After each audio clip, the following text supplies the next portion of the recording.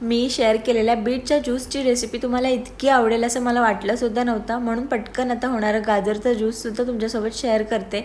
एक मीडियम आकाराचं गाजर चॉप करून घ्यायचं आहे, थोडंसं अद्रक टाकायचं, एकदम छोटासा आवळा चॉप करून घ्यायचा, 5-6 पुदिन्याची पानं टाकायची, अर्धा ग्लास पाणी टाकायचा आणि छानपैकी ग्राइंड करून घ्यायचं। ग्राइंड करताना तुम्ही हा पावडर टाकू शकता किंवा ग्राइंड केल्यानंतरसुद्धा टाकू शकता, पण गाजरचा ज्यूसचा जो फ्लेवर आहे तो ह्याच्यामुळेच वाढतो आणि पुन्हा पुन्हा हा ज्यूस प्यावासा वाटतो।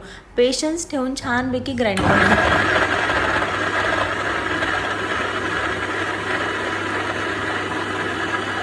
त्यानंतर छानपैकी स्ट्रेन करून घ्यायचं आणि हेल्दी गाजरचा ज्यूस तयार आहे। तुम्ही अल्टरनेट डेसुद्धा पिऊ शकता। तर मला एक महत्त्वाचं तुमच्यासोबत शेअर करायचं आहे। काही जणांचं म्हणणं असतं व्हॅलेंटाईन वीक, व्हॅलेंटाईन डे फालतू चाळे आम्ही सेलिब्रेट करत नाही, पण माझं असं म्हणणं आहे काही गोष्टी करून जर तुमच्या नात्यातला गोडवा अजून वाढणार असेल तर काही हरकत आहे करायला, आणि नातं हे आयुष्यभरासाठी असतं, त्याच्यामुळे छोट्या छोट्या गोष्टी कराव्या, त्याच्यामुळे आपल्यालासुद्धा आनंद मिळतो आणि दरवेळी समोरच्यानी सगळं करावं, हट्ट कधीतरी सोडून द्यावा।